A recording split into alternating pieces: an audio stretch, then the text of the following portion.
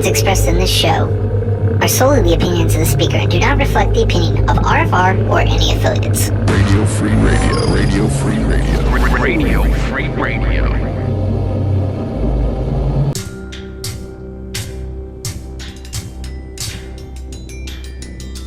What is reality? Reality is what we believe to be true about the nature of our surroundings. But how do we come to decide that true nature? Do we conceive it completely on our own? Or do other devices gently sway our thoughts onto a pre-decided path? This is the hard question we must all ask ourselves as free humans on this planet. Who sculpts your reality?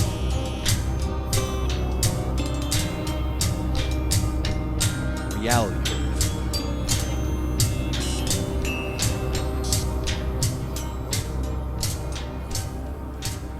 Hey guys, it's another wonderful Wednesday night here at the super secret undisclosed location.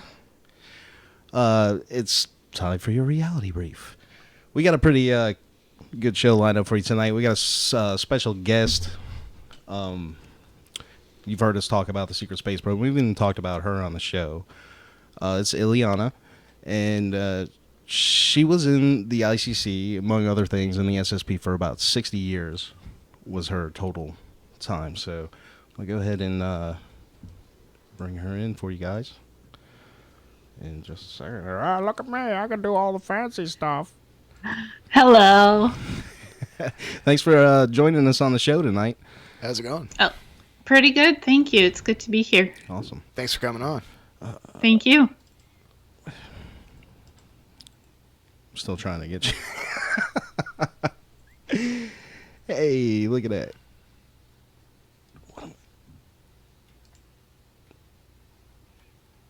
Hey, there you are. All right. Hey, that was intense, man. That was like clicking and moving a mouse around, and I was just lost. All right, so why don't you tell us how it all started? I mean, there's all types of different scenarios that people explain. What's yours? Well, it started from the age of 2 and went up to the age of 10, the ET abductions.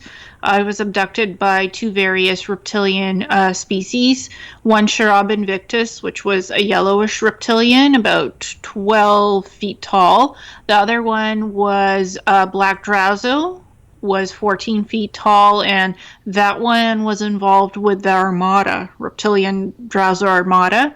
So they had a whole armada beside our Earth space stationed. So that was interesting because for me, I remember them vividly. Like it when I was small, I used to be afraid of being alone in the dark. That to me, like I was afraid of being left alone in my bedroom. And this was in the Ukraine. I was born in the Ukraine, so the abduction started there. And I was born in 1985, so when I was 2, that would be about 85, 86, 88, something like that. 1988, if my math is correct. So around that time, 88, 89, 1988, 89, that's when the abduction started.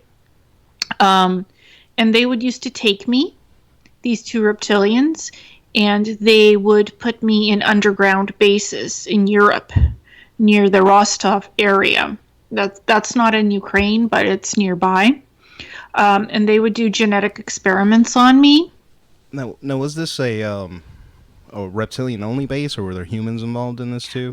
There was humans involved, so it was a military-type base in Europe, near the Rostov area. They had military presence there until 2010, actually. The underground base is still active. The surface facilities are no longer active, but the underground base is still active to this day. So what happened to me is they would genetically tinker around with my DNA. They ruined my autoimmune system and nervous system, and they injected me with 36,000 nanites, which is nanomaterial technology. Okay. And it basically attacks your nervous system and your blood system. Right. So the nanites were definitely to your detriment then, and it wasn't like a helpful thing.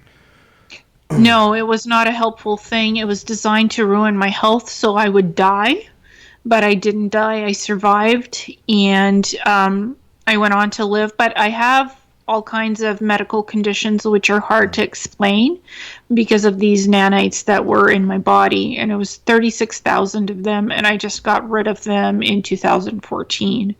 I had an operation done to remove my uterus because that's where the nanites were, and it was causing me to basically bleed out, hemorrhage out. So I had the uterus removed, and the nanites were removed along with the uterus. So, why do you think they would go about trying to kill you in this way instead of just outright killing you? It had to be subtle, because if they just killed me, it would be too noticeable. Or you'd just be missing out of nowhere.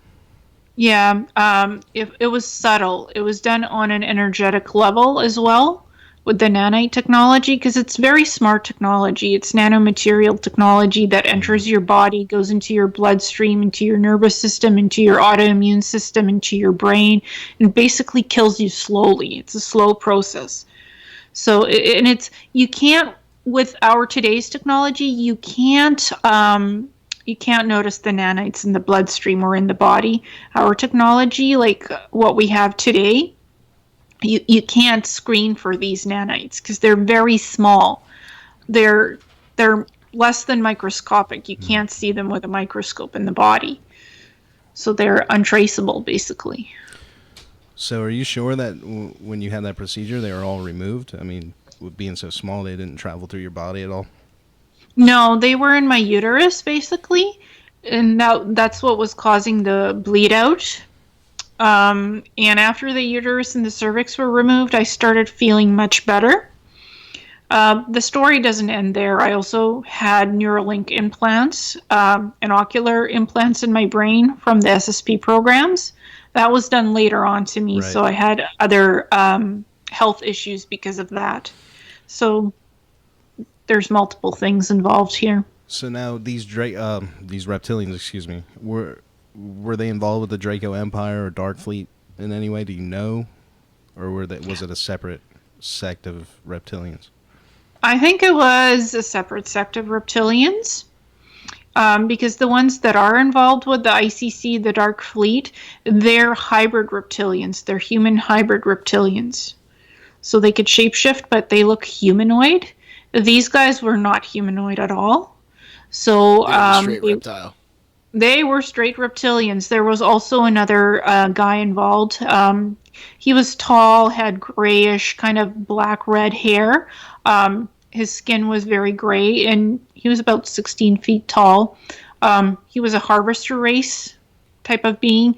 They like to take genetic DNA from young children and experiment with it and collect the DNA, collect blood samples.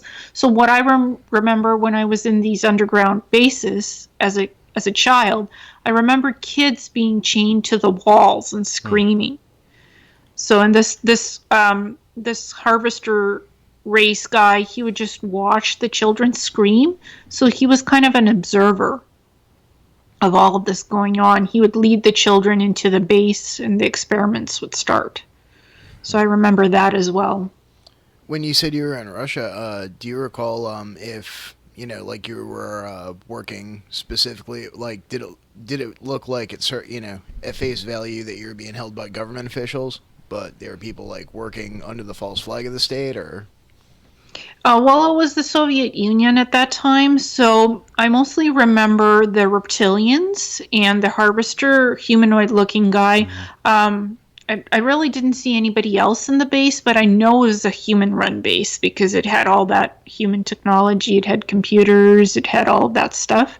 There was also a type of portal room in the underground base where they used to actually tinker around with portal technology and time travel, time streaming. And that actually exploded. I was in front of it and it exploded. And somehow they were able to reverse it. So I saw all the glass that broke in the room. It reversed itself and they put it back together as if the accident Whoa. never happened. Like a time manipulation thing almost? Or? Yes. It was if anybody ever watched Stargate SG-1 or Yeah. Stargate Oh, yeah, we're Atlantis, big fans. Yeah, it's a favorite topic Yeah. on this show. it was like that, except a lot more advanced, and it exploded. They did something wrong. The reptilians, they opened time gateway portal through the technology, but it exploded. And they were, I guess, able to go back in time and reverse it. And I saw all of that happening. It happened right in front of me because I was standing in that room. You think that might have anything to do with the anti-telephone technology that Tony Rodriguez talks about? Maybe it does. What I know is they have the capabilities to reverse time, the reptilians, and to fix any mistakes that happen, because they were able to reverse the accident and put everything back together in slow motion. I saw it being fixed in slow motion, the gateway being rebuilt and the glass explosion being fixed like it never happened really. I saw it right in front of my eyes. So that's a very recurrent memory that I have. Mm-hmm. It's very vivid and clear of that memory recall. Yeah, that's pretty wild. So now, about how long was it after your ET abduction? You said you were 16. Now, did that continue? It was only 2 to 5, or did it continue up until you were 16 and taken into the secret space programs? It was 2 to 10 that the reptilians abducted me, and the harvester race guy, the one that was gray. And then what happened in the interim, when I was 12 to 15, the Monarch Solutions programs got a hold of me. And they were training me with psychic. They were trying to train me to enhance my psychic abilities and to make my brain into a supercomputer, to try to reconfigure both hemispheres of my brain as one working hemisphere instead of two hemispheres. You know how you have your left and right hemisphere, mm-hmm. and they do two separate things? They were trying to get it so both hemispheres would act as a supercomputer. So I would have augmented psychic abilities more than I already had. I remember being drowned in a sort of hot tub somewhere out in the woods in a cabin near the Sierra Madre Mountains. That's close to New Mexico and Texas, slightly below those areas. Mm-hmm. So I remember that vividly. It was some kind of a forest, and they were doing the training on my brain to have my abilities be even more augmented. They had me opening time travel portals. I remember also 2 bases with mini CERN technology. Antimatter, they were doing that kind of testing. So I remember that from 12 to 15. They were doing that stuff. And I'm sorry if you said this, but what geographic location was it still in Europe at this time? No, this is America. Okay. This is when I moved to Canada. I had moved to Canada. So this was in the U.S. because I said Sierra Madre Mountains. Oh, okay. I'm sorry. No, it's okay. It's near New Mexico and somewhat lower than Texas, lower than the Texas border. So is that when you initially got involved with remote viewing? Yeah. They had me practicing seeing images in my brain, remote viewing stuff for them. That was part of the brain training with augmenting my hemispheres of the brain to make sure I could see things very clearly. And that was the training for the 60 and back quantum leap time travel with the SSP and the ICC. This was a precursor training sort of on Earth. So as opposed to, and you weren't abducted at this point, correct? I still consider all of this abductions. Well, I mean, you went home, right? Yeah, I went home. Okay, Yes, so definitely. you weren't like brought into the program or the age regression program yet.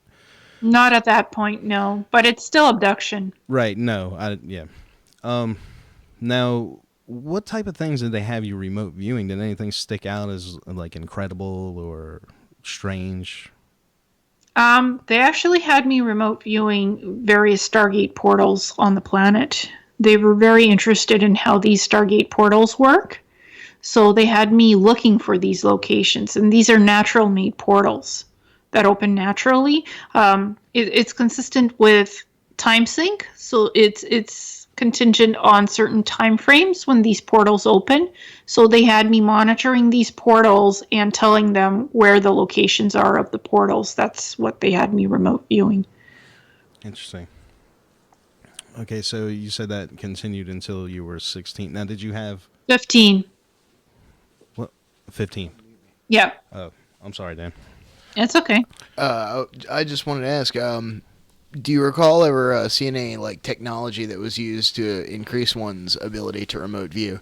A few shows ago, we stumbled across a patent for a device that was built by this guy named John Quincy St. Clair, and it was this box that you could sit in, and it was supposed to use the geometry of space to enhance one's ability to remote view. And it looked like really simple tech. It looked like it was mostly like wood and mirrors and simple lights. It didn't seem like it was super high tech. Yeah, it was claiming something with the geometry would allow you to focus better or something. And I was wondering. Yeah, I don't remember seeing that kind of technology. What I do remember is them giving me serum drugs to enhance my remote viewing abilities. What? No, was that as a shot or pills? Shots. Shots. It was shots. Yeah. Yeah. I was given a lot of different shots and drugs to enhance my abilities, and not just to remote view, to open Stargateway portals, to actually open those portals that I remote viewed. So you can and walk actually- through them. Astrally. Not astrally, no. Physically walk into the portals, open them, and walk through them. Now, so you would open the portal where you were at, where you were remote viewing from? Is what you're saying? Yeah. Oh, okay. Yeah. It was like find the portal, open it up, walk through it, and come out on the other side. And they would record the telemetry as this was happening. Now, where would you go?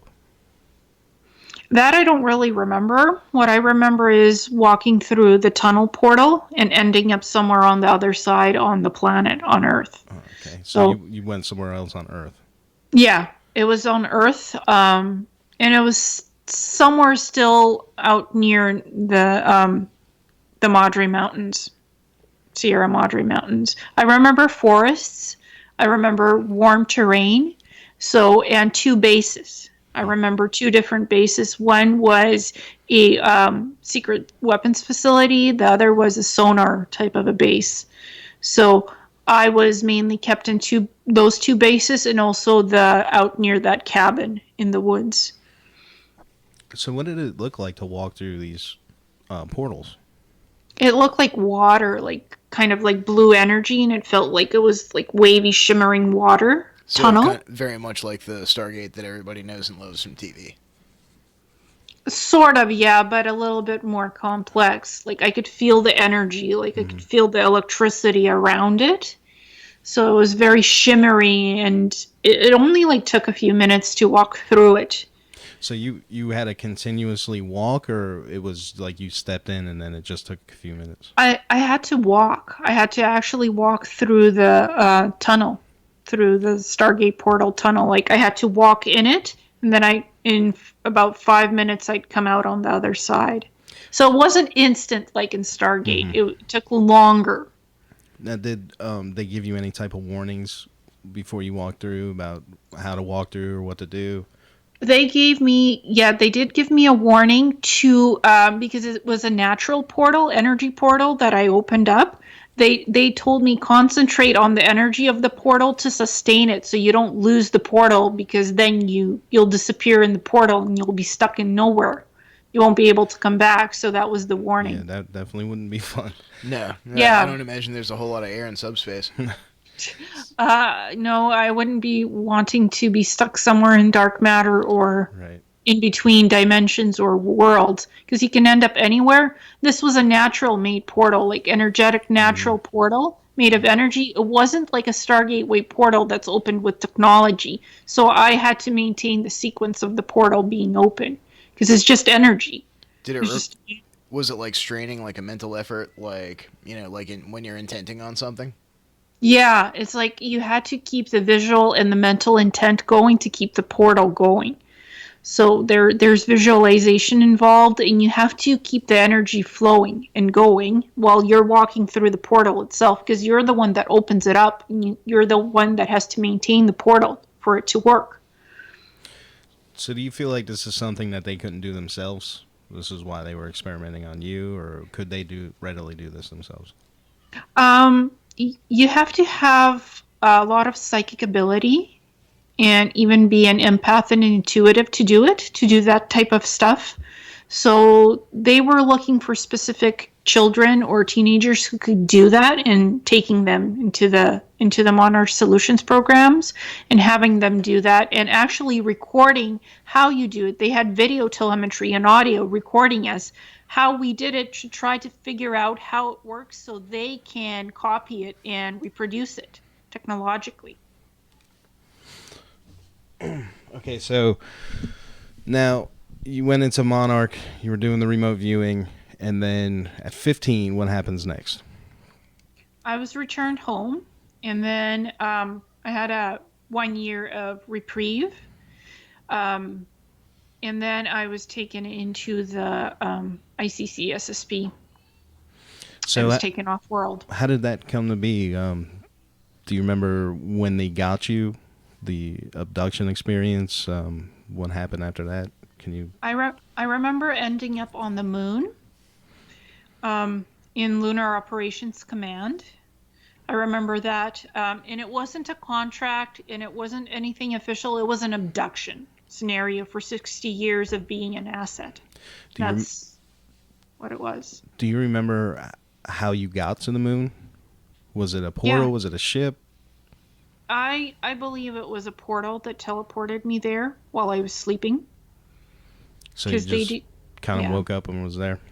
Yeah, I was in a hallway, and what I remember is I ended up in a hallway, in a grayish white hallway, and I was looking out some sort of a window, and I could see the moon. I could see the surface features of the moon. The Lunar Operations Command, to me, it looks different than what other SSP whistleblowers have stated it is. It didn't look like a swastika-shaped building that was built on an old Nazi base. To me, it looked totally different. What it was is a bunch of circular buildings attached together, kind of like dome shapes, and they were kind of grayish white buildings, and there was a lot of different windows, so you could see the moon out from the windows. There was about, I believe, 10 stories to these circular buildings, office spaces, meeting rooms.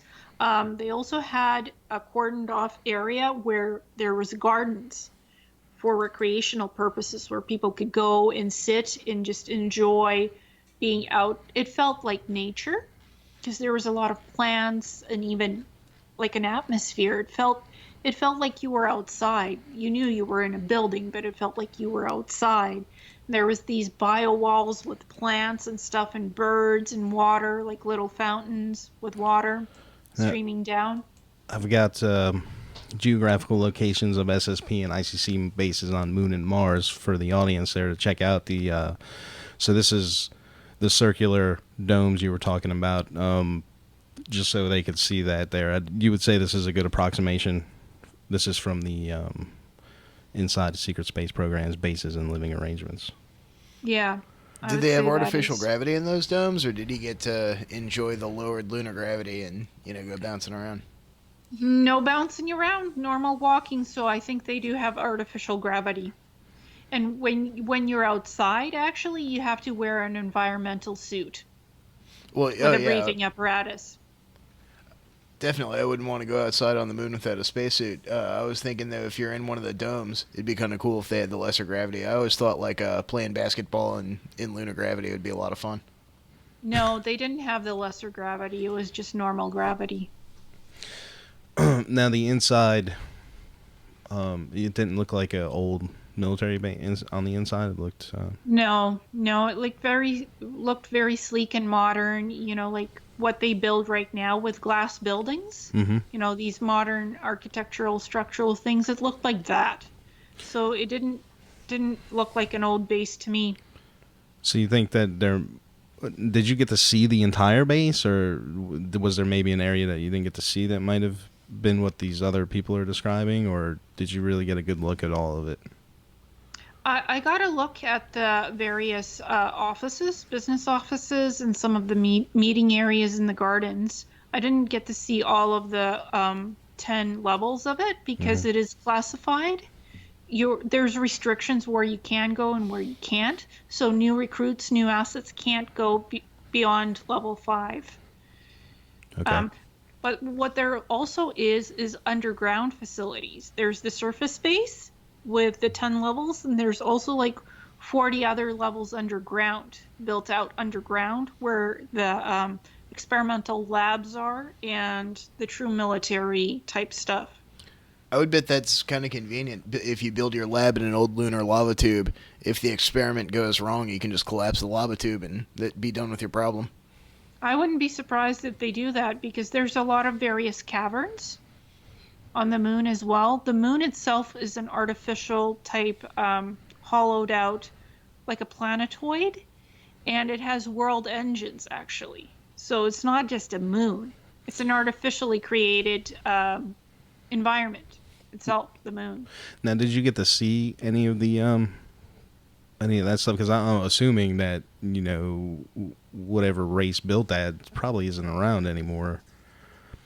I don't know. Well, I mean, did you get to see any of that old stuff underground, like the inside of the moon? Yeah, I remember seeing the world engines, but what happened is they were damaged when the moon was placed around Earth's orbit, like locked in. So it never changes the orbit. It's always in the same place. The engines stopped working. So I did see the engines, but they're damaged. So the moon can't travel anymore out in space because their engines are damaged. Do you know how those engines work? There's crystalline technology there, also plasma warp drives. So that's how those engines used to work. I gotta imagine they were probably pretty big if they're moving the moon around. Oh yeah. About how big would you estimate them to be? Huge, half the size of a planet. Wow. I would say. Yeah, and they're inside the core of the moon, so you can't see them. They're not visible. They're inside the core of the moon itself. They're like rings. There's 3 rings. So I reckon you'd have to access it through the tunnels from the surface. Yeah, there's like a core. There's a main core, and there's 3 rings around the core, the engine spinning. So which faction controls that? No faction controls it now because the engines don't work. So they just don't care about it then? Nobody's Not really. holding the territory? No, the engines don't work. They were damaged. There were wars, many wars, galactic wars, and when the moon was put around Earth about 500,000 years ago, those engines were damaged at that time, so they don't work. They're world engines, so before the moon could move around in the galaxy, now it can't. So it's just stationary. Just kind of stuck there. Yeah. Okay, so after you were brought to lunar command, what was the the receiving process? I mean, did you go through any tests? Did you have to, how did they figure out, did they already know what they wanted you to do? Well, they have records of what I did in Monarch Solutions, and they had records of the reptilian abductions.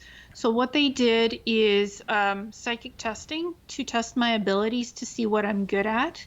And that's remote viewing, that's communications, various languages. I have aptitude for learning languages quickly and understanding what I'm learning. I also have a photographic memory and an eidetic memory. So everything I've ever experienced, I remember.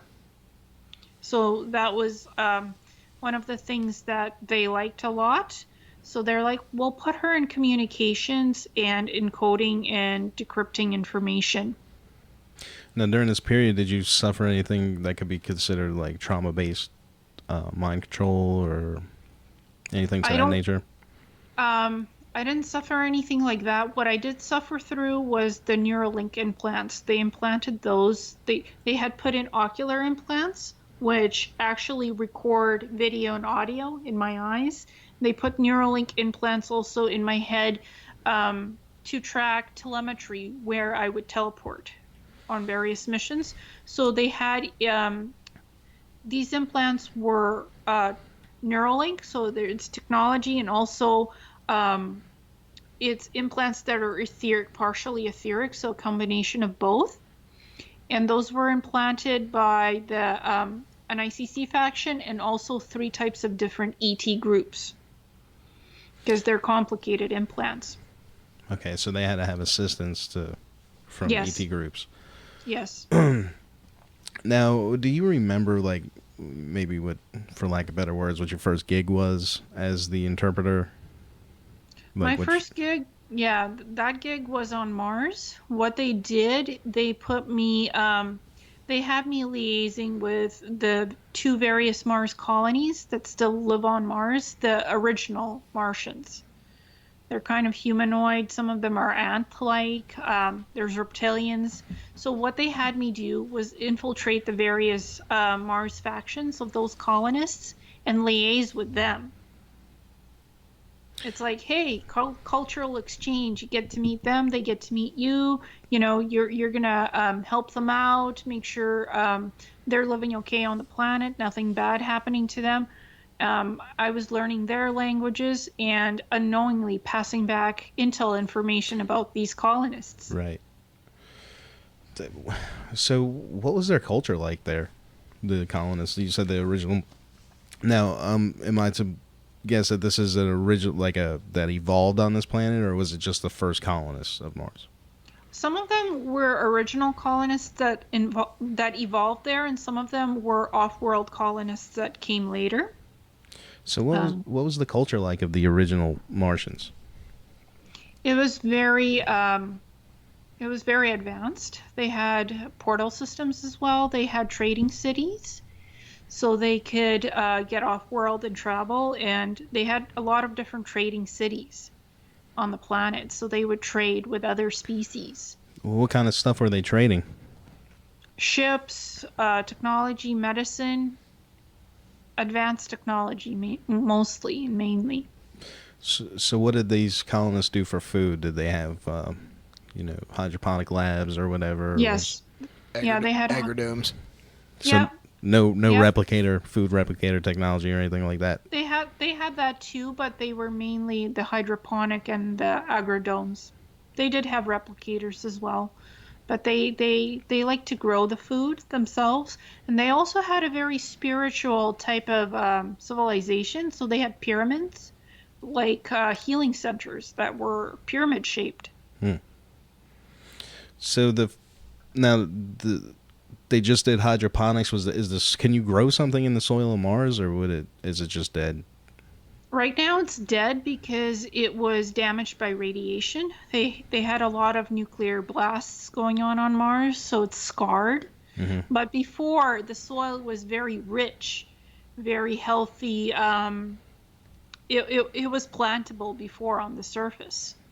So now, are you talking nuclear blasts in the distant past, or is this something more recent? Distant past, about 500,000 years ago during the Galactic Wars. Okay. So did you have any run-ins with the Mars Defense Force while you were stationed there? Or was it just these colonists? It was the colonists and the ICC Okay, so group that I worked for. They never had you do anything with MDF? No. Okay, so you had mentioned, I think I'd read it in some of your papers about doing translations for different federations and confederations of ET species. Can you just tell us a little bit about those and what they are, what they do? Sure. So I was mainly stationed on 11 ICC Mars bases that they own. Part of the work was there, and I would be loaned out to other ships, other ET ships.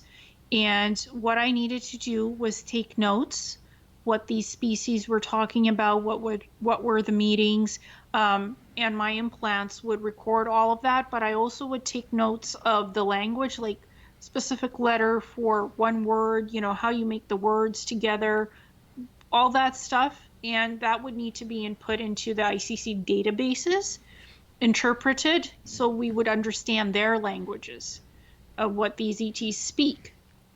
Because there's a lot of them coming in. Right. It's not one species.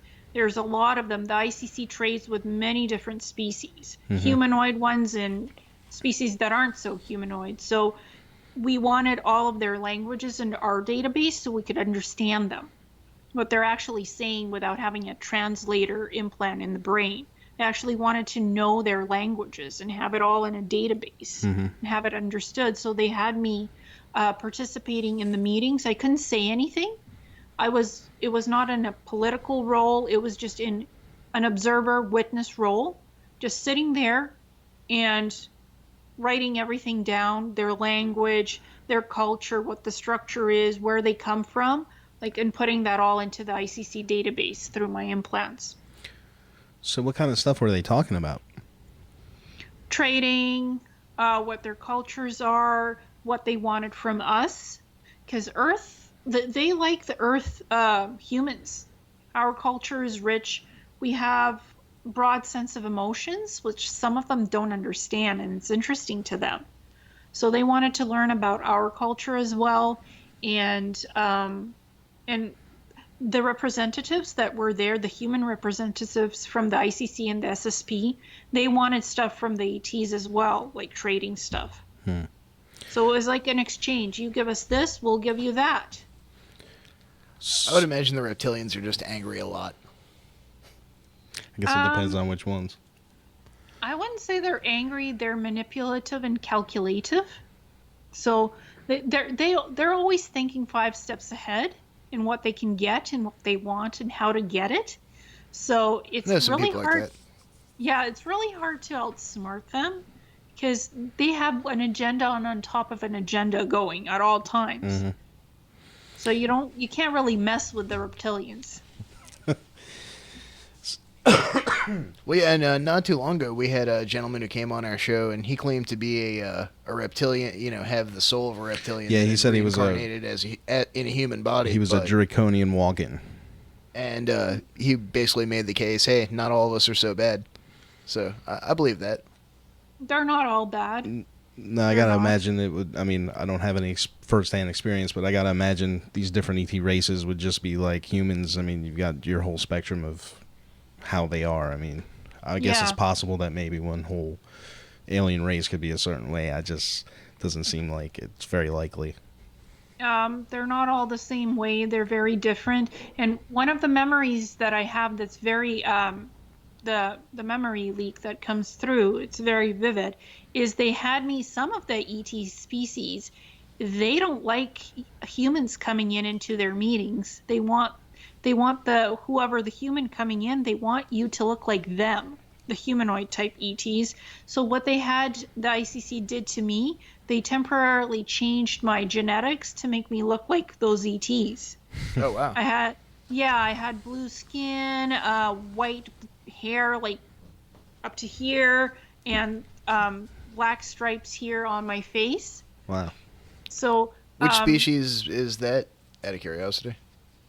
I'd have to say, I can't remember which species it is, but they were blue. Okay. Right on. Well, I've heard about several different blue ETs, so I guess it could be any number of them. Yeah, they were humanoid, and they were tall, 10 feet tall. Well, speaking of that, about how many, what type of ETs would you expect to see at one of these Confederation or Federation meetings? The blue aliens, are they really a thing? I think that's a cyclop. We'll get to that a little later. Yeah. So, anything in particular stick out? Like, I mean, I've heard Tony had mentioned something about a fish-like looking person and like a little rat type. Like, anything like that? Like, what? Or is it all just human-esque looking? The ones that I met were human-esque looking. I did have a an encounter with the Aruna, hammerhead shark species. Very intimidating. Yeah, So it sounds like it would be. imagine a hammerhead shark. The eyes are going like this, Wow. and they're tall. They're like very muscular, 20 feet tall, and you're like, Now, do that's they have to not have humanoid. like? Do they have to have like a reverse diving suit, like like No, a fish? no. So they're just walking around breathing air. Yeah, they have gills, which can breathe air. They do need to be in the water, but they could temporarily breathe air for about an hour. Interesting. And they like cavern systems, cave systems where they could just slink back into the water, where there's water in the caverns. So they like to enter underground. So I assume they're spacefaring, unless They are spacefaring, So yeah. are their ships like full of water, or how does that work? They do have water tanks. They have certain areas walled off where it's water tanks where they sleep at night. Yeah, I would But- imagine the crew quarters is just a big pool. Well, they sleep. They sleep in the water tanks. Okay. But they do have special breathing gills, which can adjust their air intake. It's just natural gills. It's part of their natural physiology, so they don't always need to be in the water. Right. So they adapted to be able to come out of the Yeah. water. Like, I Yeah. guess that would make them an amphibian. Yeah, or I guess. Well, I mean, there are fish that can breathe air. Like, Yeah. not too long ago, I saw a video actually of an octopus hunting on land. So, Oh yeah, I've seen something like that before. And there's walking fish that could walk on land for like an hour or two and then jump back into the water. So these were hammerhead. They look like hammerhead sharks, and they were blue skin, and eyes here on extended on antennae kind of eyes. So, and they were called the Aruna. The species called the Aruna. And they were kind of intimidating. They were guttural, like they were demanding. So that's one of the species that really stood out for me because these guys weren't very calm, weren't very centered. They were actually angry that they had to hide themselves in cavern systems and they couldn't show themselves on the surface of the earth. One of those meetings was like that. They were angry that they couldn't walk on the surface of the planet. They're like, why do we have to skulk around? Like, why can't we just walk openly on the surface of your planet? And the SSP personnel had to explain to them, well, because, disclosure hasn't happened for humans yet. So if humans saw you, they would freak out. Yeah, I think I'd be. violates the I prime think I would directive be- just a little bit. I think I'd be a little bit freaked out. I see the big old hammerhead shark walking down the street. Yeah. So what they were trying to do is negotiate for rights to walk on the surface of the planet and not be harassed. Huh. And the Yeah. SSP like, no, that's not going to happen Yeah, right no. now. So, before we move on, you said that the ICC was trading. What was their major export? What is the ICC's major? Humans. See, now that's the rumors I've been hearing, and I just wanted to see what you had to say about it. Now, are these like what you could call, I guess, farm-raised humans, like clones, or are these humans abducted from Earth? What they do is they abduct humans from Earth and then they turn them into cyborgs. So basically, what happens is the ICC has a lot of various cybernetic labs attached to their bases on Mars. So they take the human and they merge the AI tech, cybernetic tech, with the human, and then you have yourself scouts and ready-made soldiers, which you could put into stasis sleep in a pod, in a medical pod, and trade it out to the ET. So at this point, does the human have any remaining self-identity, or is it just essentially a unthinking machine at that point? Well, it depends. If they want them to have a self-thinking identity, they'll leave the soul alone. If they don't want the self-thinking thing, they could erase part of the human memories and implant something else. Or they can even do a soul swap, take the soul of somebody else and put it into the soul of that abducted human and kill off their original soul and do whatever they want with the soul. So when they do that, now the human soul that they remove, is that lost? Does it reincarnate? How does that work? Oh no. What they can do is take the soul from the human body and put it in an electrical field stasis and keep it there for however long they want, and they could put it into another body. Well, isn't that quaint? Yes, the Fourth Reich was actually working on that original technology, and they made it great, and they gave it to the ICC because they perfected the technology, and the ICC even did better with that and put the souls into other beings. It's incredible. So is that how the Monarch Super Soldier program works? No, that's a little different. They are cybernetically augmented, but I think their souls stay intact. They don't do soul swaps, and sometimes they do clones. So when no, I can't remember. Did you say that you were still currently doing ops? I am not right now. My official release from the ICC was in 2014, March 12th.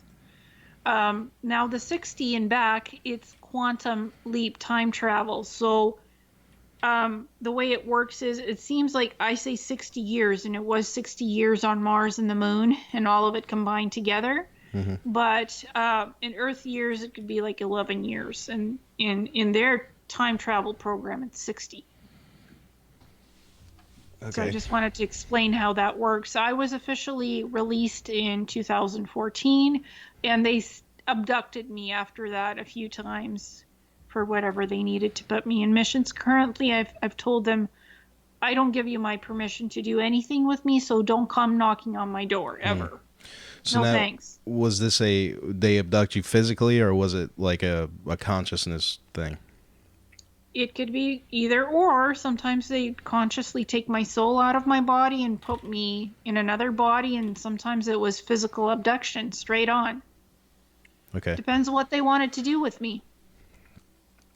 All right, so after the translation, the stint, I guess you did 14 or 15 years of that. Mm-hmm. Then you started getting into what? They put me in different labs where they were building ships on Mars. Mm-hmm. They had me testing the Neuralink technology, my Neuralink implants, with the ship technology that they were building to make sure it worked correctly. So I remember that. And then they stuck me in the cybernetic labs where I would do quality control and check the bones, body parts, tissue, before the cybernetic augmentation and sync would happen with the human body. That was gross. But they had me do quite a lot of different things. And they also trained me as an assassin to kill people. So how did that work? I've heard some stories about, being like an astral assassin with your remote viewing capabilities. Was that something you were doing, or was it just physical? It was physical and the astral stuff. I was very stubborn. I didn't like the training. So what they did is they gave me a lot of combat training, ready combat training. I didn't want to be an assassin, so I was resisting that. Mm-hmm. I was not a good asset in that area of the program. I was very stubborn. So they did train me, and I was trained. I don't remember killing anybody, but the training was brutal, and they also trained me to manipulate others and to be a good liar, to infiltrate various human groups and the Mars colonists, and to just get them to do stuff. So, where were you trained at? Did they train you on? They trained you on Mars?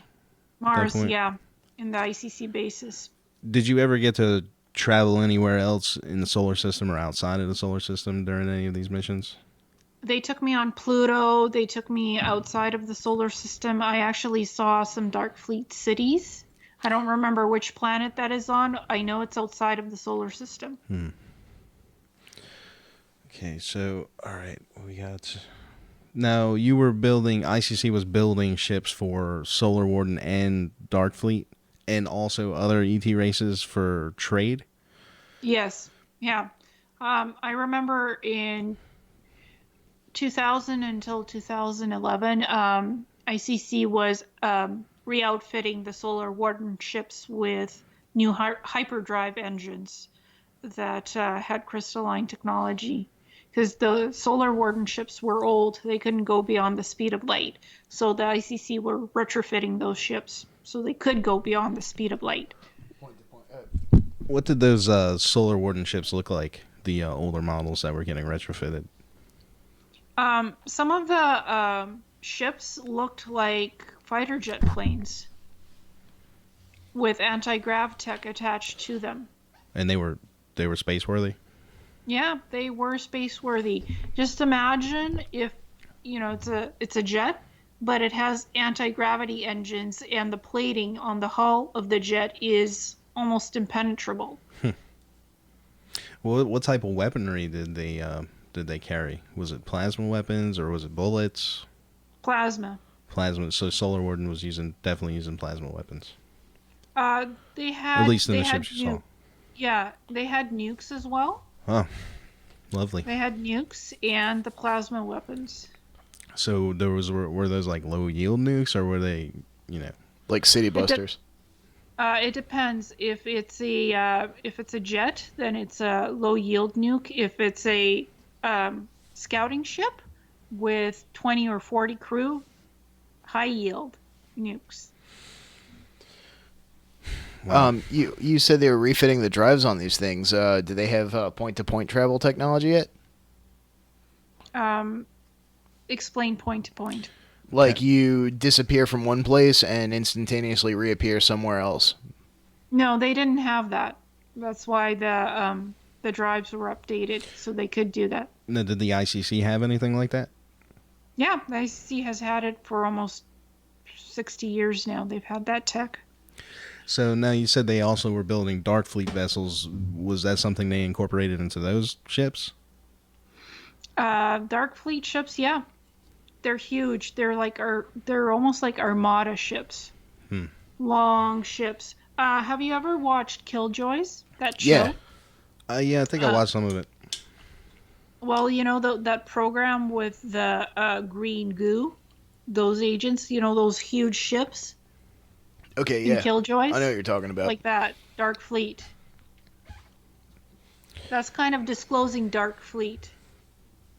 Right. Yeah, and there's so much stuff that I see in sci-fi that I think is soft disclosure that comes out in drips and drabs. A little bit here, a little bit there. Well, what the Dark Fleet has, they have long circular cigar ships. Mm-hmm.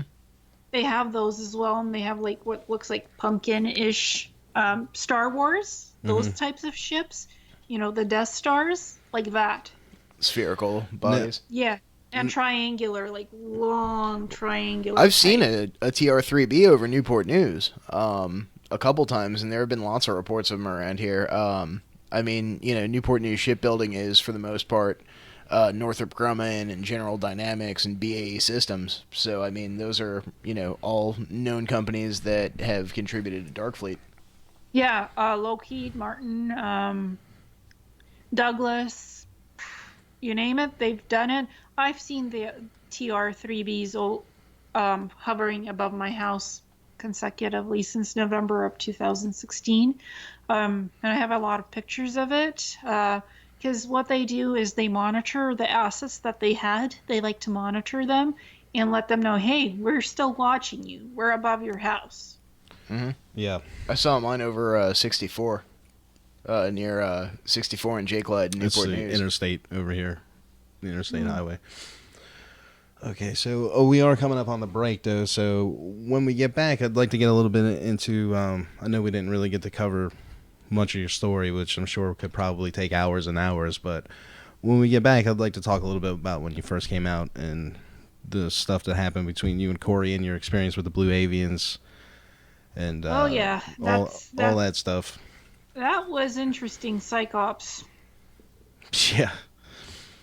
All right, well, we're going to go ahead and hit the break, and we'll see you in about 8 or 9 minutes.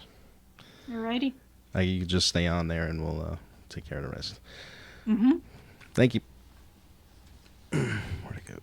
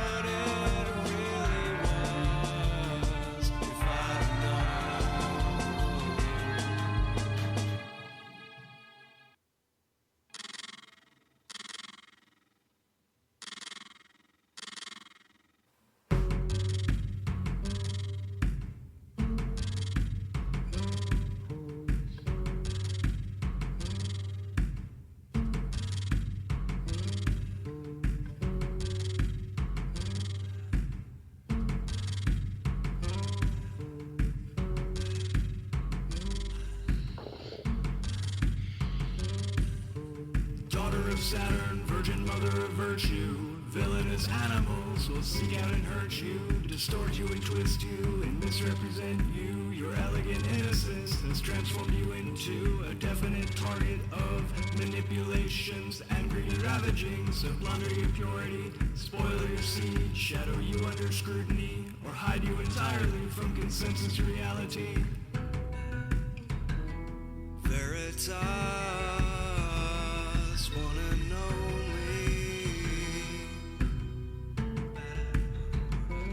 Veritas,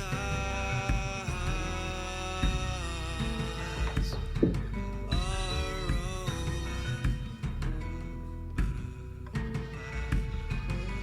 Veritas.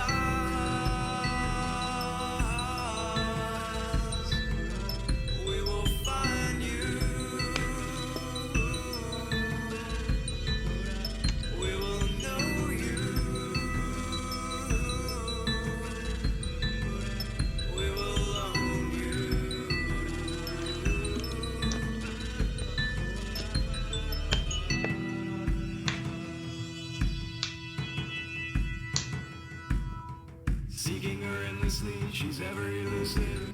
Further and further now, your source gets diluted, and the well is always deeper. How deep can you dive? How deep is your need to stare the truth in the eye? The truth is that you hide from her. You are vulnerable. As you lied to yourself.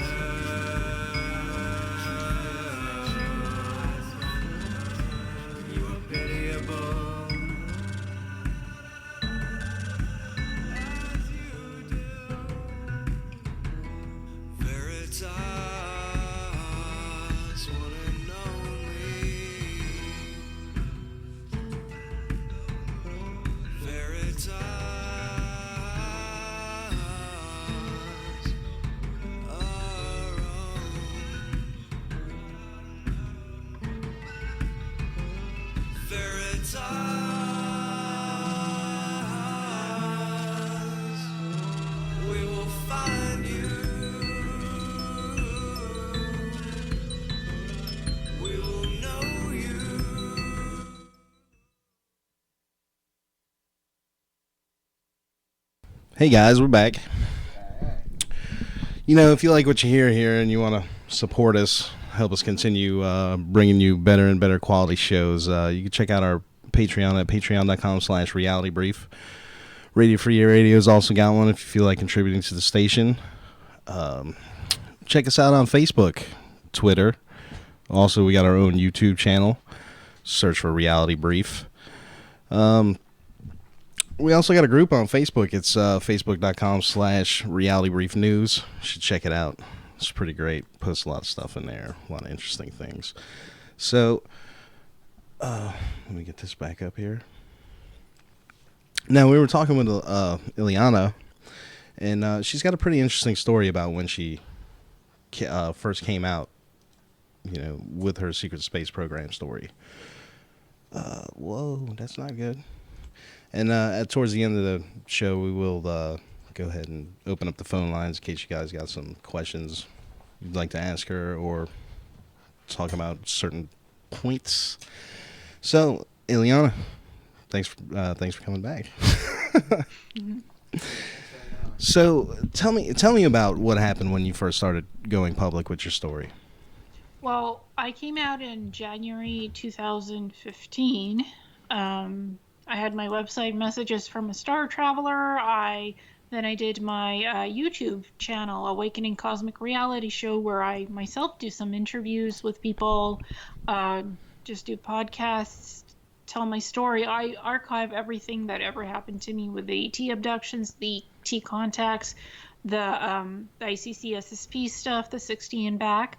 So I was doing that great starting January 2015, no problems. And then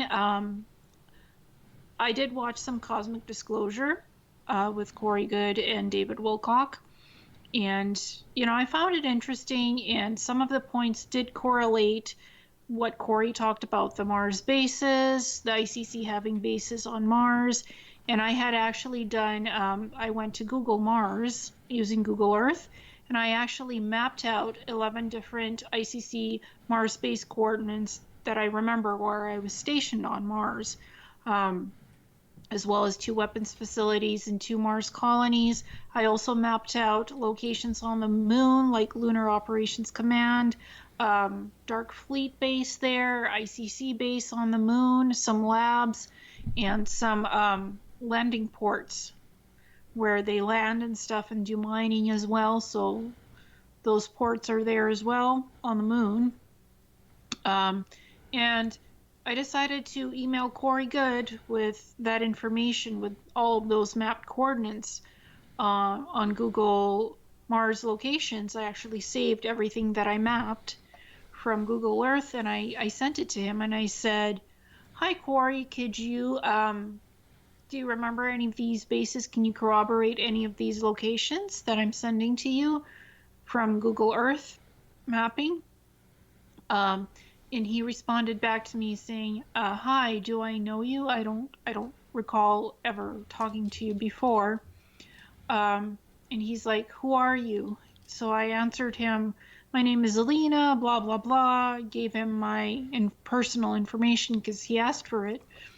The next thing I know, he's trying to vet me. He's replying to me saying that I was never in the secret space program. I was not in any of the ICC bases. That he checked with his top SSP brass, and they said they don't know anything about me. That I was basically not in the SSP. I also claimed that I had an encounter with the Blue Avians. This happened in September. Basically what ended up happening is I was very distraught that day. My own website had been taken down. A woman claimed that I had copied her manuscript by the name of Ileana, her book, that I took her book manuscript and put it on my website, which I never did. So I countered the copyright complaint with my website, ISB publisher. And I had the copyright ban lifted and got my website back. But during that time where I was distraught, that's when the Blue Avian encounter happened.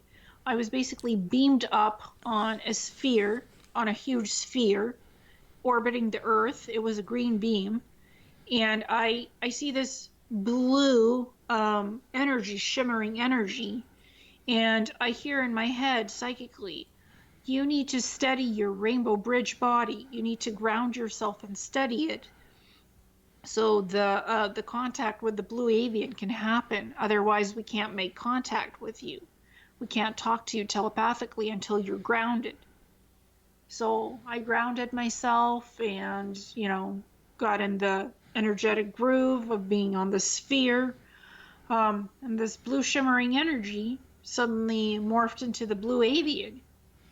And he's telling me, our history is very complex. You should read Voyagers 1 and 2 by Ileana Dean, specifically page 264. Our race was genetically engineered 2.6 billion years ago. We have 48 stranded DNA. We're here to help humanity to ascend. So that's the short history. He said you could read all the rest on page 264 in Voyagers 1 and 2. And I'm like, what? Usually ETs don't tell humans to go read a book about their history. Yeah, I know, right? Right, yeah. Yeah, and the second encounter I had was with the Golden Radiance, aka triangle-headed beings, the yellow beings that are 11 feet tall. He told me that they have the ability to time travel, to open up Stargateway portals, that they use green energy to do that. They can create mirrors in space and time and change time. So that was what he told me. And that, again, I needed to center myself because I was phasing out from the sphere. I couldn't hold my physical presence on the sphere because I was traumatized and upset. So he taught me how to hold that Rainbow Bridge body so I could physically stay on the sphere and interact with them. And he told me that he comes from a green galaxy far, far away. It was basically A green one. a green one, Not yeah. to be confused with the purple galaxy. No, no. So that was interesting. And the Blue Avians have their whole protocol with the finger movements and symbols, gestures. I went through all that jazz with them. 6-step protocol. And I described that to Corey Goode. He's like, nope, that's not how they greet. That's not their standard greeting. That's all wrong. He never replied back to my original question of about the Mars basis, ICC basis, and what's on the moon. Instead, he kept on questioning me about my ET experiences and encounters with the Blue Avians, the descendants of the L race, of the ancient builder race, because I had other ET encounters with ETs, humanoid-looking ETs that claimed to be the descendants of the ancient builder race. They called themselves the L. And they have a world ship called the Akashan, and they've traveled 13,000 years from the future back here to help us with the ascension process. And I described all of that to Corey. And I kept on asking him for my SSP ICC records because I didn't believe him that he was telling me that I was never in the SSP ICC. I said, like, can you check the ICC databases, not just the SSP? Are you sure your people have it right? And if I was never in the SSP, can you give me official records of that, documents of never being in the SSP, which he couldn't do. So I wasn't believing anything that he was emailing back to me. And this started from September 3rd, 2016, when I first emailed it to him. And it ended on September 7th, where he's like, no, what you're experiencing, that's not correct. You were never in the SSP. And the next thing I know, he outs me as a fake whistleblower and a fake SSP insider on September 14th, and warns people that I'm a fake liar and a danger to children. And he uses my Blue Avian video, my encounter, as an example of a fake type of video about fake ET encounters with Blue Avians, that I'm lying, basically. Yeah, I remember reading that when it came out. Yeah, it was pretty harsh. He said, a woman living in the Ukraine has made such claims. First of all, I was born in the Ukraine. I don't currently live in the Ukraine. I live in Canada now. I've lived here for 23 years. So he didn't really, he didn't do his research on me, didn't know much about me. No, and you would think if he's got access to these mega databases with all this information, he would know you're not living in the Ukraine at this point.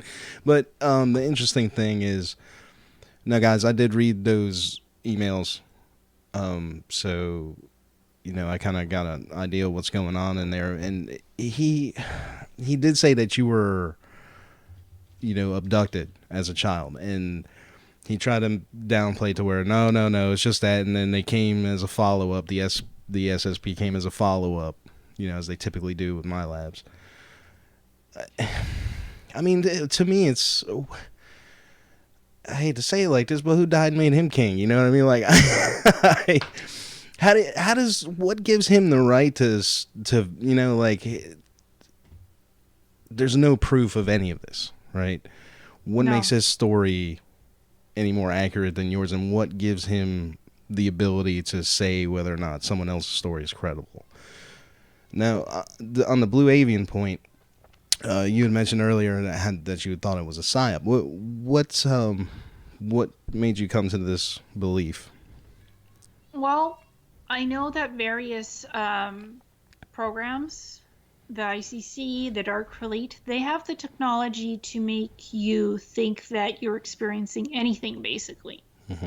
They have the ability to put holographic inserts into your mind so that you feel like you're having a physical, real experience, having ET contact experiences, where you actually meet ETs or you meet somebody from the programs. They have the ability to holographically, through holographic technology, make you think and believe anything is possible. Right. That you're having an encounter with someone or something. And again, like I said, before, what was kind of like a trigger for me, red bells started going off when the Blue Avian told me to go read page 264 of Voyagers 1 and 2 from Ileana Dean's material. Now, I've had the books in PDF, but I never read them before, so I didn't know what was in the books. When I did go to read page 264, that's where all that history about the Blue Avians were. That's where it was, bam, on that exact page. I'd never read that before, so I'm like, wait a minute, something weird is going on here. Now, Ileana Dean, How do I spell that? it's definitely familiar. I just can't place it. No, what organization was she from? She has basically her own stuff. She does teaching about different galactic races, the Guardians, Earth history, going way back. So I can't even spell her name. It's too complicated.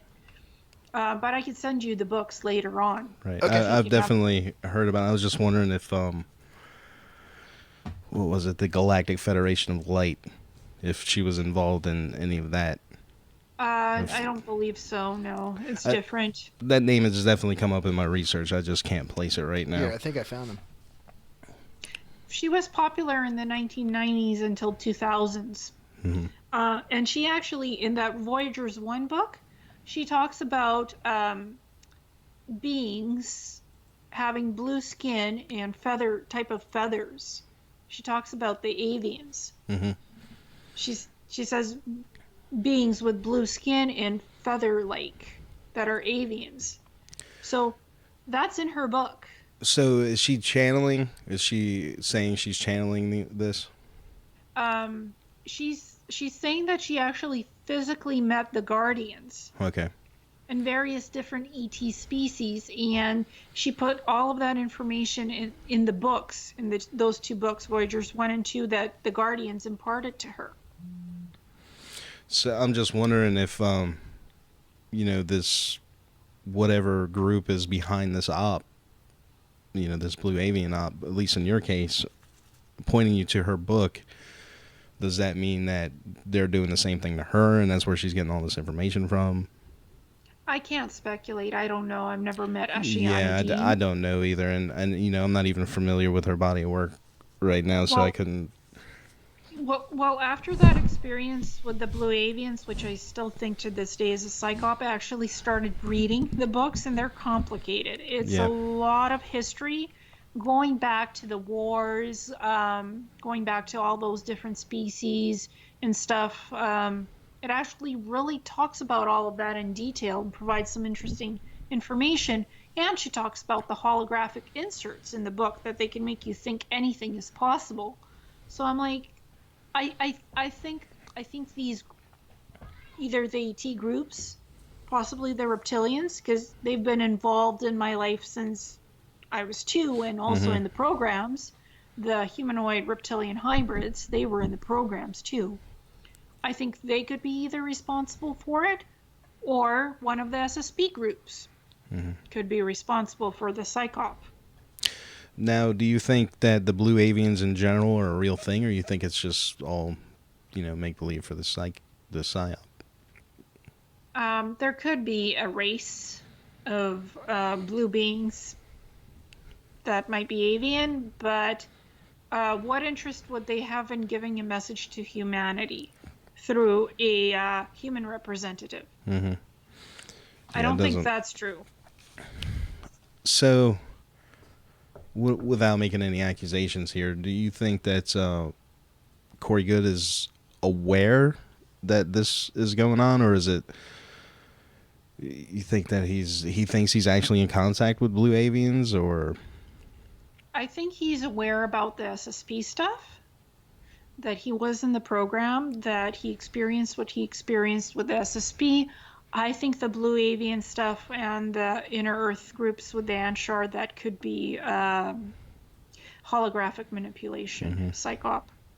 Because from my own ET experiences and contacts, you don't constantly have contact with the same group for years and years and years. You have different ETs that can come in and have contact with you.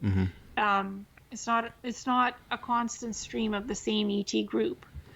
I think he is partially being manipulated. You think this has to do with the slow roll disclosure that he's always talking about? Yeah, I think it does, because whistleblowers have been known to be murdered, have been known to have accidents when they disclose something that's, very important. He's alive and kicking, so am I. Yeah. And other people who have come forward. So something is really up around here. I think he has handlers that work with him to provide a clear-cut narrative that's believable. It sounds sci-fi and it changes constantly. It's not the same anymore. It's not the same story that he's putting out. First it was the SSP, then it was the Blue Avians, then it was the Inner Earth, then it was Antarctica. Now it's the Nordics and the Vatican. He's talking about that. And then let's not forget the Air Force guys that came and picked him up. Yeah, the lower MIC groups. And with the recent announcements of they're putting into the latest national defense authorization in America to create a Space Corps that's similar to the Marines but in the Air Force. So I'm wondering how much of that has to do with that. Yep, Space Marines are a thing now. Space Marines already exist on Mars and the Moon. That's done. Yeah. Well, they're looking for public funding for it now to actually create an on-the-books Space Corps, which is essentially, it would be like the Marines are to the Navy. The Space Corps is to the Air Force. Well, I think they do need to do that, because if the lower MIC is disclosed at some point, it must look legit. That's why they're doing the Marine Corps. Yeah, and it seems like, maybe they'll just toss it out now, and then like 2 years from now, they'll be flying around look what we just came up with. You know how they do. Yeah, I think Goode has had contacts with the lower MIC, and I do believe he has handlers who help him to put out a good script that works. I just have a hard time with the amount of times that he's said that his memory has been altered or, erased or implanted memories, whatever. I just have a hard time with how he could be so clear about everything, and steadfast in the opinion that this is reality and not like with any of you guys. To me, as an outsider, it seems like any one of your memories could be programmed. Oh, it can. I sit for hours and hours sifting through all my memory leaks and bleed-throughs to figure out if it's true or not, or if it's implanted. I work at it. I literally sit there examining my own memory, recall of events, and I put question mark about certain memories, and I examine it all in my head, and I write it all out, and I do video vlogs. I archive all of it. I archive it, and it goes public. People can see what I do. Like, I have no secrets. I'm sure Corey Goode is trying his best to the best of his knowledge and memory and whatnot. The thing is to put it all out, his story. The thing is, he claims that he's in contact still with the SSP and the ETs. And I'm sure he's had other email exchanges with other people and phone calls who have asked him, well, have I been in the SSP? Have I been in the ICC? And he's like, yes, no, yes, no. Yeah, I mean, I've got to imagine that he probably does get contacted by quite a few people. And, out of all those people contacting him, at least if he is legit in what he's saying, at least some of them would be legit, but yet on the Cosmic Disclosure Show, you never see any other space program whistleblowers outside of, like, Tompkins. And with Tompkins, I almost feel something fishy there, too, because with his documents that he releases, it's just collections of research papers that were done previously. And, I would guess that the military-industrial complex, even on the surface, would be wanting to look at stuff like that. I mean, just to get ahead of the curve. So to me, it's not proof of a secret space program. It's proof that Douglas was looking at alternative propulsion methods. Yeah. And it seems like when I watch his interviews and different shows that he goes on, he kind of like just agrees with whatever the host is saying. You know what I mean? It's like he just like whatever the host is talking about and wants to talk about, he just is like, yep, that's it. Like when he was on Cosmic Disclosure, it was the 20 and back. But he had never talked about that before, but now all of a sudden he's talking about the 20 and back when he's on Cosmic Disclosure. It could be nothing. I just play devil's advocate a lot, I guess. Well, after the email exchange with Corey and him outing me as a fake and a liar and a danger to children, I was having a hard time trusting him in the beginning. I was questioning things, and after that email exchange and what he did, I'm like, don't have much respect for this person. I hope he's okay, and whatever he's doing doesn't get him into any trouble. Right. This stuff is really walking on a tightrope, fine line. Because who knows if we're telling the truth or not? Like you said, it could all be manipulated fairly easily. I've done channelings, I've done hypnosis regression, I've done memory recall. Goodness gracious, what haven't I done to figure out all this stuff, my SSP stuff?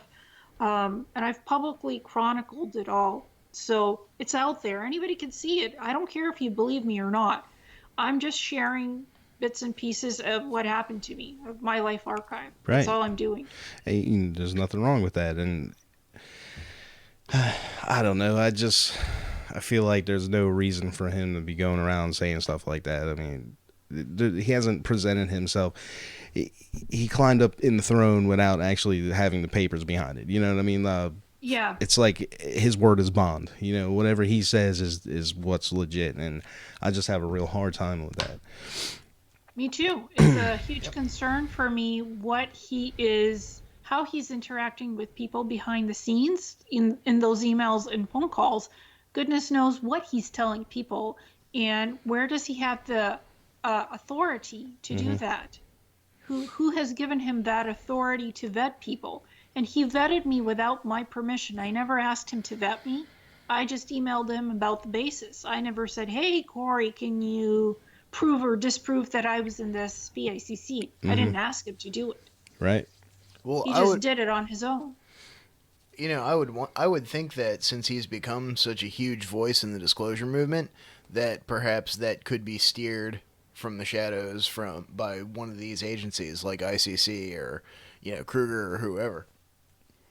I wouldn't be surprised if the NSA and CIA and some other three-letter agency is steering this, and perhaps he's working for one of those agencies and has a handler from one of those agencies. Knowingly I get or a not. feeling he does.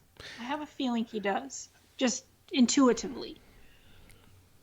I mean, from what I understand, from what he says, he can't just contact these people. So how is he even doing this vetting? You know what I mean? The sphere being alliance, the what did he call? I'm not even gonna go. The blue avians. Yes. They just show up and suck them in the ball and bring them up into space. And then the SSP contacts and the inner Earth stuff, that just happens too. I mean, he can't contact these people. They have to contact him. So how does he go about this vetting process anyway, is what I would like to know. Usually how the contact happens with the SSP-ICC, dropship comes to your house, hovers over your house, beams you up, or tells you to go outside telepathically for them to pick you up on the airship. They actually physically land and pick you up in the backyard.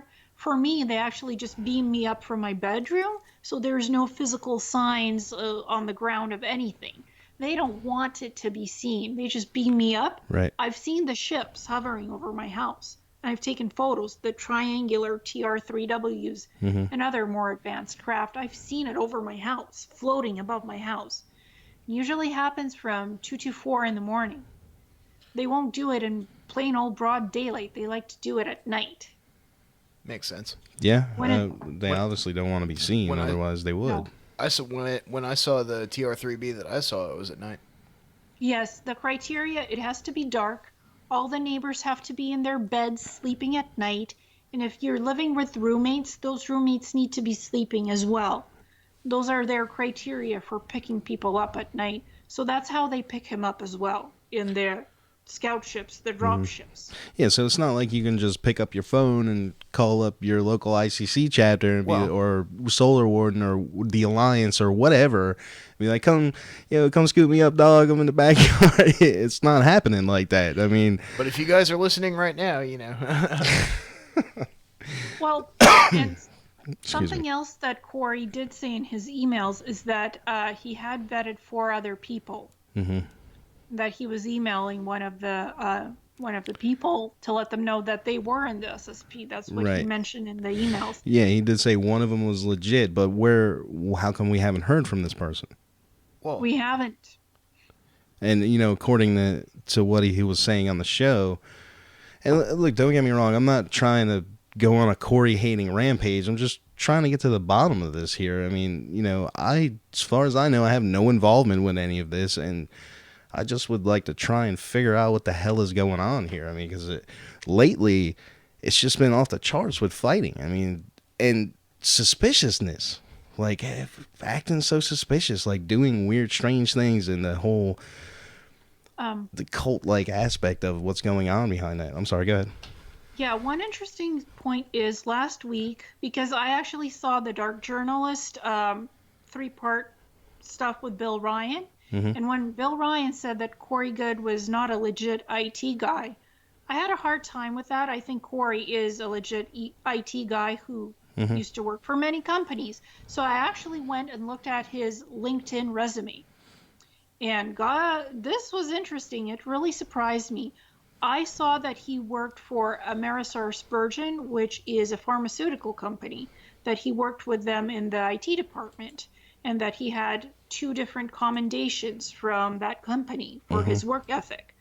I had sent Michael Sala about a month and a half ago. He asked me some questions about what I remembered about the German companies in the ICC. Mm-hmm. I had sent him a document with a list of ICC shareholder companies. And guess who's on that list? AmerisourceBergen. interesting. Yeah, and it's interesting to note. I'm working on pulling it up here. There was an article posted on exopolitics.org, and I'm sure it was by Sala. Yeah, it was by Sala, and it's talking about this exact thing. And he pulls up as his proof that he's an IT, out of all the things that he could pick from his long resume, is this AmerisourceBergen Specialty Group recommendation letter with a handwritten note, just giving him a glowing review. And it's funny to me that out of all the things they could have picked, they picked that. Well, and the fact is, I remember that list of the ICC shareholder companies from the ICC databases. I was working on inputting that list into the ICC databases on Mars, on their basis. That's how I remember that huge list that I sent Sala. You say you sent that to him a month ago, and this article came out on June 11th. So unless he didn't read it, he already knew this information. So it leaves one to wonder if this is like a breadcrumb type thing here. Like, I think maybe it is. Sala is being threatened in all this somehow. And it's funny too.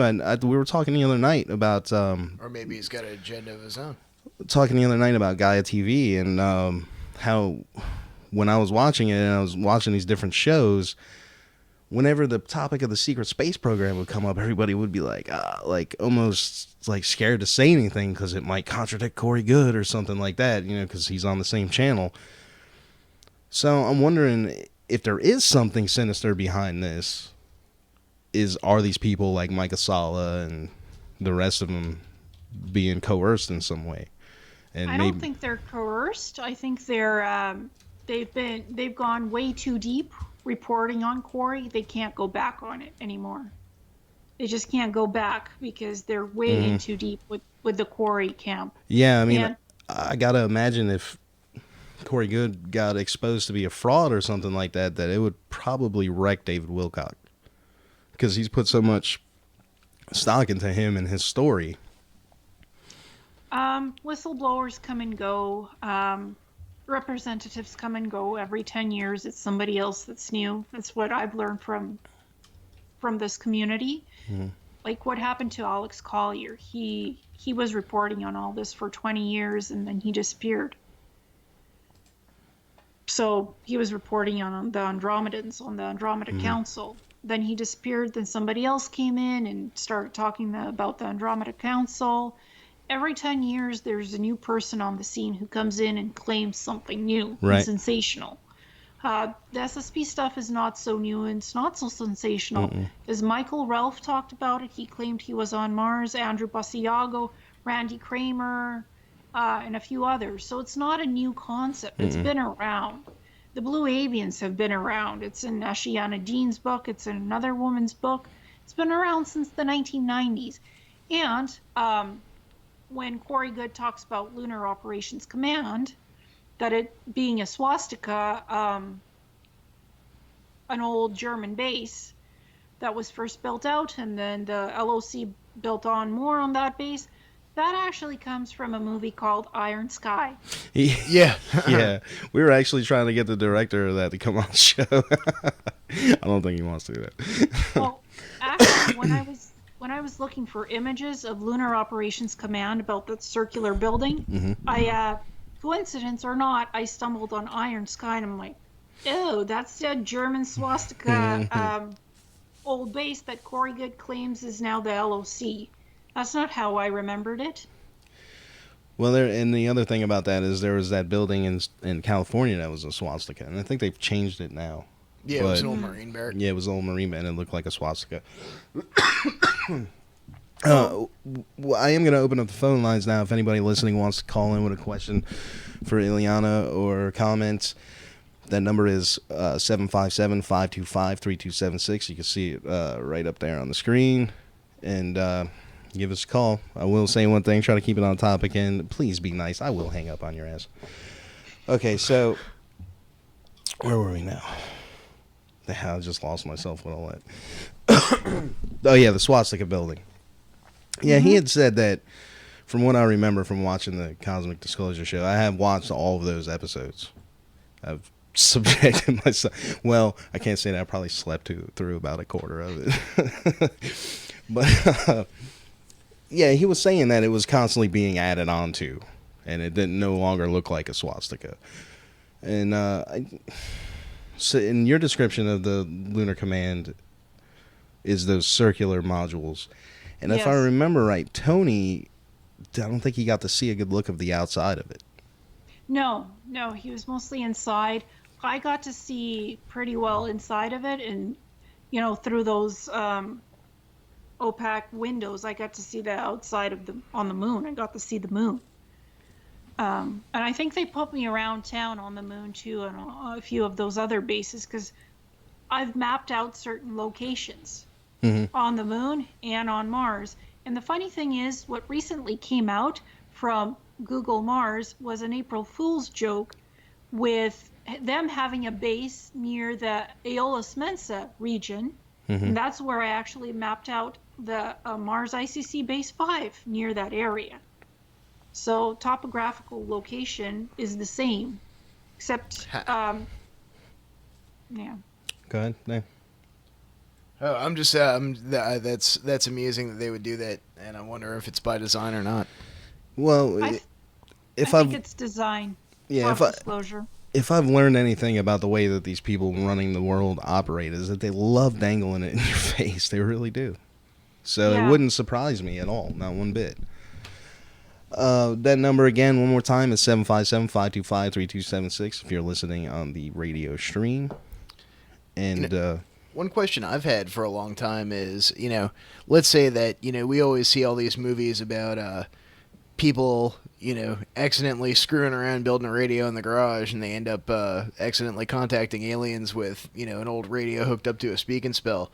But realistically, like, if a layperson, a common person like me, wanted to, build some sort of homemade tech that could pick up signals from SSP ships, or otherwise, hack into the SSP, send out a signal that they would pick up, how would one go about it? What sort of tech do they use? Like, how could a normal person get noticed? Well, you have to know your computers pretty well, because they're pretty, their systems are advanced. So an old ham radio just won't do it these days. Yeah, that's Sorry. what I'm thinking. Well, one thing about it, knowing everything that you know about these programs and the slavery and the trauma, why would you why would you want to, man? You that desperate to see space? I mean, I kind of do want to see Mars.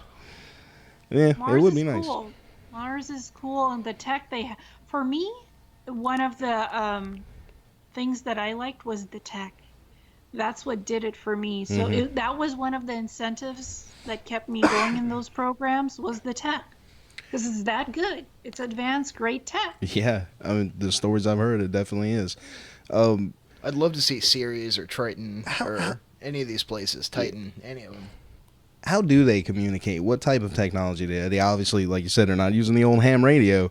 Is it like a quantum thing? Is it just different waves that we're not aware of? Well, most abducted ICC assets have Neuralink implants, and they talk to each other through the implants. Well, I mean, Telepathy is actually rampant in the assets. 'Cause Right. They all had implants. What I was referring to was actually like, say, they had an ICC asset in a ship in Solar System A, and they needed to contact Solar System C. They would still use telepathy over that type of distance? Sometimes, yeah, and they used encrypted computers from the database. But you don't know what kind of signal they use. No. They send. Oh boy, if I remember that, I'd be in trouble. I bet you would. Well, we read an article, I think it was last week or the week before, talking about how scientists in China are now able to, they were able to quantum entangle particles that were on Earth and 300 miles up in space at the same time. Yeah, no, it was 700 miles. 700 miles? Okay, even better. So, I mean, I know that they're just now starting to release that sort of tech out to the public. Yeah, and the assets from the SSP ICC, they still have their implants working when they're returned. So they, through the implants, because it's video and audio, they can send you signals, they can send you messages, and they can talk to you through those implants, and they do. Now, were your ocular and other implants removed before they brought you back? Nope. I had them up until recently. They were causing, the implants were starting to degrade and were causing me problems, so I got them removed, thankfully, and I'm no longer receiving messages, signals, nothing. Before I was. Right. Now, what was the removal process like? I did it partially myself, and I worked with Christopher Jacobs. He's another SSP contactee, an experiencer. He's very psychic. I also work with Jim Charles. He does channeling. He helped remove some of it. So I did work with a few different people and myself. So I assume you're talking that these were astral implant or ethereal implants, just not actual physical implants. They were partially etheric and partially nanofiber gold technology that can't be detected in the brain. It's connected to the neural system in my brain, and I had to go and remove it. So it's gold filaments. Yes, yeah. It leaked gold in my head, and I actually have MRIs. I suddenly got a lesion in the white matter of my brain. Ouch. Never had a lesion before for the last 6 years, and suddenly I couldn't remember anything. I was having brain pressure. Like I felt like it was squeezing in on my brain. So I went and my neurologist didn't believe me. I paid a private MRI. I just paid for it, and I'm like, ugh. Yep, that's what I thought it was there. It's like scarring from these implants. Now, don't take this the wrong way or anything. I'm just curious. Have you talked to a psychologist or, a shrink or whatever? I'd just be interested in what, because it seems like anybody's talking about these kind of stories would automatically be labeled, insane. A quack. But yeah. My advice is, do not go to a psychologist or a shrink with your story. Go to an alternative medicine counselor, practitioner, who actually is like Eve Lorgen and Augatellis. he went to her, and they did memory regression on him. Go to a specialist that actually specializes in abductions and things and will believe you. Because if you go to any old neurologist, psychologist, a shrink, they won't believe you. Yeah, I'd imagine they'd try to put you on the whole cocktail of drugs Well, immediately. Yeah, Well, I mean, antidepressants. thinking how everything runs from the shadows, it wouldn't surprise me if the system would just reabsorb you. They would refer you to some sort of community services bureau type thing, and then put you in some kind of facility where, you know, the doctors from whichever faction of whichever organizations that you've had contact with in the past are just going to come scoop you up and whisk you away off to wherever and continue doing whatever they were doing. Or heavily just medicate you so you look like an idiot. You got the Thorazine drool going Yeah, on. either disable you, if not just, you know, remove you outright.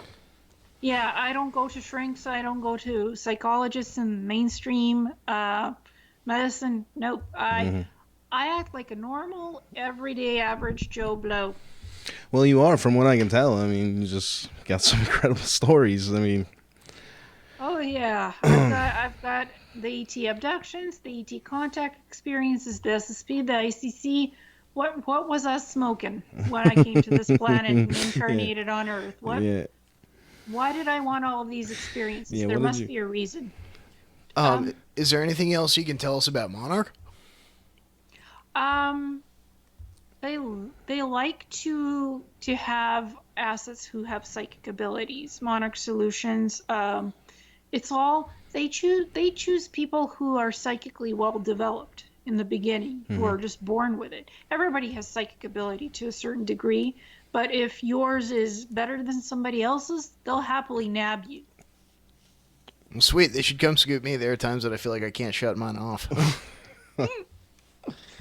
So, no, I've heard rumors, and I call them rumors because, you know, so far it's all unsubstantiated, but is there a war between Monarch and Kruger going on? I know nothing about Kruger, and I just know Monarch Solutions, they had a bunch of bases and they like to do experiments with certain type technology. That's what I experienced when I was in Monarch. Kruger, I know nothing about Kruger. So I've you've heard never- about it. Not during the programs, you never heard anything about Kruger? Just Nope, after the nope. fact? Nope. Okay. I don't know anything about Kruger, so I can't really comment on that. And what I will comment on is I'm not out to get Corey Goode or anybody else. Mm-hmm. That's Yeah, not I what I'm mean, doing. It's like I said, me personally, I'm just trying to figure it out. I mean, it's something weird is going on. It's no doubt about that. What exactly it is, I don't know. I don't know if I'll ever know, but To me, it stands to reason that, you know, off-world politics are spilling into on-world politics. Yeah, and I had a bump encounter with Corey Goode as part of being in the program soup. You had a bump encounter with him? Well, digital online email encounter Right. is just part of floating in the program soup. Eventually, you will have, you know, an encounter with one of their assets. Well, we haven't had one yet, but, you know, it'd be, I suppose it'll come. We got about 3 minutes left before we have to jet. So is there any points that you'd like to get off your chest, so to speak, before we end the show that you haven't got to talk about yet? Yeah, I'd say use discernment when you listen to something or hear something or talk to somebody. Be very careful with email exchanges and phone calls with people who say they're whistleblowers or some sort of representative or an insider. If it sounds too good to be true, it probably is. Or if you feel that it's baloney, just pay close attention. Always save your emails and phone calls if you can. To have evidence, have a paper trail, because Bill Ryan was talking about evidence and some video that he had of Corey, blah, blah, blah. Well, where is it? Actually document stuff. So if you're accused of something, you can rebuttal it with physical hardcore evidence. The reason why we didn't put those emails up for everybody to see is because there are privacy laws and copyright laws concerning email exchanges and phone calls, so you can't really share that stuff publicly. But I do have it, and some people have seen it. Now, I don't want a lawsuit from Corey Goode. I just don't want that. Yeah, nobody does. And you know, No. with his rabid fan base, and I hate to call it that, but that's what it is. He will have a lawyer on you instantly. I mean, he's always getting money from people. Yeah, and the limit for sharing private stuff is 150,000 US and 250 CAD Canadian. So we can talk about it and paraphrase it, but we can't show you the proof. We have the proof, but we can't show you it. And I can say, guys out there listening, I you imagine see me, Knockwaffen has you money see for me out lawyers. here. You see me in here every week. And, you know, I'm not going to lie to you. I've seen the emails, and what she's saying is true according to the emails. So just so you know, she's not just coming on the show and just making something up. I've actually seen these emails. Yep, and I have the original copies that I got off the my Shaw email. About 20 different exchanges with Corey Goode. And then Roger Rams or Richards also emailed me on Facebook Messenger saying, don't go against Corey, don't cross Corey. I'm like, I don't agree completely with the information that Corey shared with me, so I'm just going to do my own thing and continue doing my work. And, you know, I would think even if he did have some sort of back channel where he could vet you, the way everything is so heavily compartmentalized, it would be very easy for him not to be able to have access for all of it, in my opinion. Yeah. But, you know, I don't take just somebody's word on it. I actually want to see physical documentation with stamps or even meet somebody from the SSP that'll tell me I was never in the SSP. So Corey Goode's word for it, I won't take it personally because it's not authenticated by anything. There's no authority to it, so I just can't take it. I won't, and I didn't. Well, I'm glad you didn't. We don't believe in authority, period. There's no authority but yourself here on Reality Brief. So, once again, I'd like to thank you for coming on. We do have to jet. The next show has to start getting ready to come on. So, but this is Ileana. Again, if you want to give out your webpage or YouTube for anybody watching that wants to follow up, you can feel free to go ahead and do that now. So the webpage is Messages from a Star Traveler, and the YouTube channel is Awakening Cosmic Reality Show. And we'll get that posted in our Facebook group for you guys. And thanks again, Ileana. I'm sorry. Thank you again for coming on the show, and we will see you guys next week on Reality Brief. Thanks for listening. Every time.